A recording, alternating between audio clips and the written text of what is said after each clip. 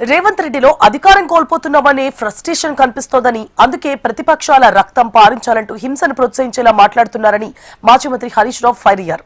CM మాటలు వింటే ఆయనలో ఒక సైకో కనిపిస్తున్నారని అన్నారు. హిట్లర్ తనకు ఆదర్శమని ఇప్పటికే చెప్పుకున్న రేవంత్ రెడ్డి ఈ వద్ద చెప్పడానికి విషయం లేకనే బూతులకు దిగుతున్నారని మండిపడ్డారు. పొలాల్లో నీళ్లు పాడించకపోతే బూతులు పారుస్తున్నారంటూ మా రక్తం కావాలంటే తీసుకో, కానీ రైతులకు నీళ్లు ఇవ్వాలి అన్నారు.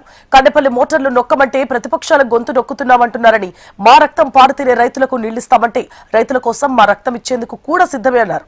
షాబాద్ ఘటనపై పక్క రాష్ట్ర సీఎం స్పందించారు, కానీ సీఎం రేవంత్ రెడ్డి మాత్రం ఈ ఘటనపై స్పందించలేదు అన్నారు.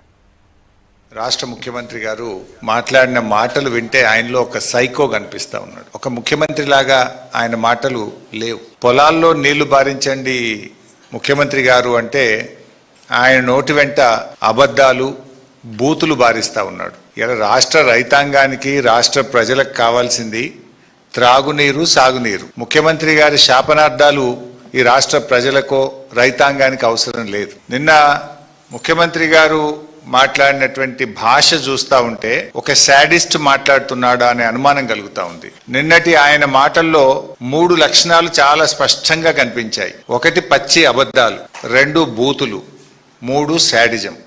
ఈ 3 చాలా స్పష్టంగా కనబడ్డాయి. సరే, ఆయన బూతులతో మేము పోటీ పడలేము, ఆయనలాగా బూతులు మాట్లాడి మా క్యారెక్టర్ను మేము పొడగొట్ట తెలుసుకోలేదు. అంతకంటే ఆయన బూతులు మాట్లాడతానో, శాపనార్థాలు పెడతానో, జైల్లో పెడతా అని బెదిరింపులు చేస్తానో భయపడే లక్షణం మా ఇంటా వంట బీఆర్ఎస్ పార్టీలో ఏ గులాబీ సైనికుడికి, కార్యకర్తకు లేదు. నీళ్లు కావాలని మేము అడిగితే రక్తం కావాలని రేవంత్ రెడ్డి అంటుండు. సరే, నీకు రక్తం కావాలంటే ఇస్తాం, దానికి కూడా మేము వెనకాయటోళ్ళం ఏం కాదు.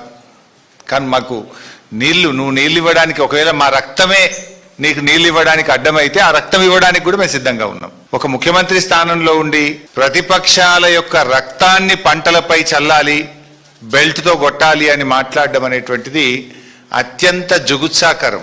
రేవంత్ రెడ్డి అందుకే హిట్లర్ తరహాలో ఒక హంతక భాష మాట్లాడుతూ ఉన్నాడు. కానీ ఒకటి మాత్రం నిజం, ఫైనల్ గా పాపం పండినాడు హిట్లర్కు ఏ గతి పట్టిందో రేవంత్ రెడ్డి నీకు కూడా అదే గతి పడుతుంది.